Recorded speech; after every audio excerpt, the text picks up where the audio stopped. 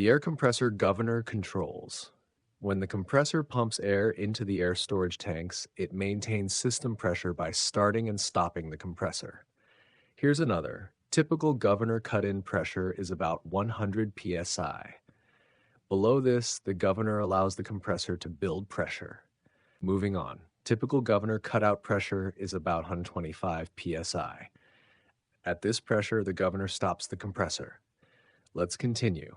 Air tanks must be drained to remove moisture.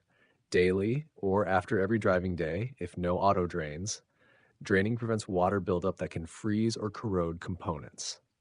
Onwards. The low air warning signal must come on before air pressure drops below 60 psi. This alerts the driver to a potentially dangerous loss of braking capacity. Here's the following one.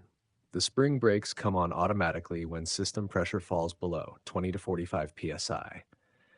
At this low pressure, the springs apply the brakes to prevent runaways. Keep it going. A dual air brake system uses two separate air circuits. This redundancy ensures partial braking ability in case of a leak. Next up, the tractor protection valve's purpose is to protect tractor air from trailer air loss. It closes if trailer pressure falls too low, preserving tractor brakes. Let's go on. The trailer air supply control is also called tractor protection valve. It controls airflow to the trailer and protects the tractor circuit. Here's one.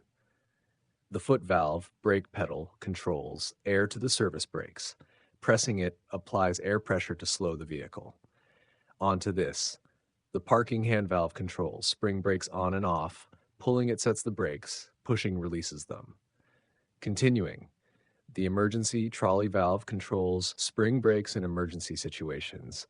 It applies the brakes instantly if a system failure occurs. Up next, brake lag is time for air to flow through the system. It's the delay between pedal application and brake engagement.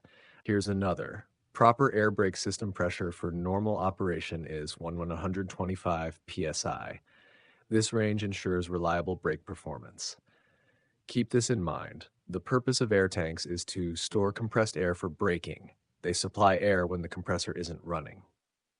Moving forward, the low air warning signal test must be done by reducing air pressure with the brake pedal.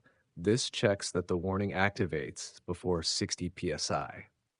Here's one more. When testing service brakes, the air loss rate must not exceed 4 psi per minute, single 6 psi per minute combo. Leaks beyond this indicate an unacceptable air system leak. Next question. Spring brake parking system can be tested by draining air until spring valves pop out. This simulates a loss of pressure and checks automatic brake application. Let's continue. The safety valve protects the system against excessive pressure. It vents air if tank pressure exceeds safe limits. Onwards, the air compressor must be inspected for leaks, mounting, drive belt condition. Ensuring proper operation prevents air supply failures. Here's another. The air dryer in the system removes moisture and oil from the air. Dry air reduces corrosion and ice formation in the brake system. Keep going. During a pre-trip, you must check all air lines for chafing, kinks, cuts, abrasions. Damaged lines can leak and cause brake failure. Next up, the slack adjuster check must show no more than 1 inch of pushrod travel at full release. Excess travel means brakes need adjustment. Continuing, manual slack adjusters must be adjusted if travel exceeds 1 inch. They ensure correct brake shoe drum clearance. Here's one. Automatic slack adjusters require no manual adjustment if working correctly. They self-adjust to maintain proper clearance. On to the next. The combination valve may include proportioning and relay functions. It balances service and emergency brake pressure. Let's move on. The service brake limiting valve protects against trailer lockup. It limits pressure to the trailer brakes in light loads. Keep it going. The quick release valve helps. Service brakes release faster. It vents air directly at the brake chamber. Here's a detail. A relay emergency valve speeds up spring brake application. It provides rapid air supply to emergency brakes. Next question. To test the tractor protection valve, shut off trailer air supply and apply trailer brakes. This ensures the valve closes and protects the tractor circuit.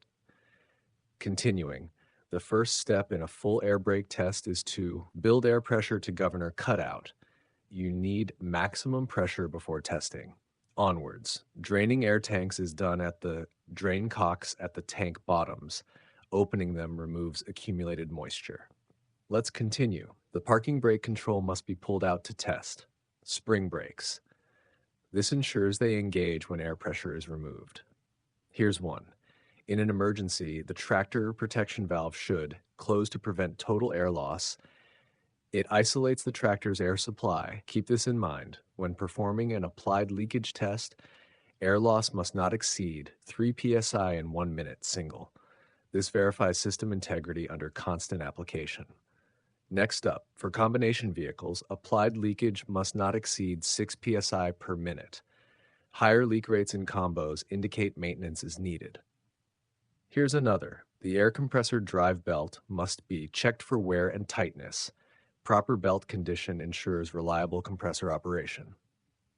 Moving on, the air governor cut-in setting is at least 80 psi. Below this, the compressor engages to build pressure. Up next, the air governor cutout setting is not more than 150 psi. This maximum prevents overpressurizing the system. Let's continue. The air reservoir protection valve closes when trailer emergency lines drop below safe pressure. It prevents tractor air loss if the trailer line fails. Here's the next. Air brake hoses must be rated for 150 psi service and 300 psi test pressure. This ensures hoses handle operational and test conditions. Keep going. Color of emergency airline glad hands is red. Red clearly differentiates the emergency line from service lines. Next question. Color of service airline glad hands is blue. Blue identifies the foot brake controlled line. Onwards, the application pressure gauge shows foot valve service brake pressure. It tells you how much air you're applying to service brakes. Here's another. The compressor governor's cut-in is tested by running the engine and listening for cut-in noise. You hear the compressor engage at the correct pressure. Moving forward, the brake application valve is another name for foot valve. It's the driver-controlled valve for service brakes. Keep it up. A dual circuit warning light must come on before pressure drops below 60 psi. This light alerts you if either circuit falls below safe pressure. Now this. The time it takes for air to travel through the system is called lag time. It contributes to brake response delay. Let's continue. If the low air warning fails, you should not drive until repaired. Operating without a warning can lead to unrecognized brake failure. Next up, the proper sequence for stopping steep descent is service brakes, then spring brakes only if needed. Avoid overheating service brakes by supplementing with spring brakes. Here's one. Emergency spring brakes are automatically applied by loss of air pressure. They engage when system pressure drops below a safe level. Finally, parking on a hill should include chalking wheels after setting spring brakes. This provides extra security against rollaway.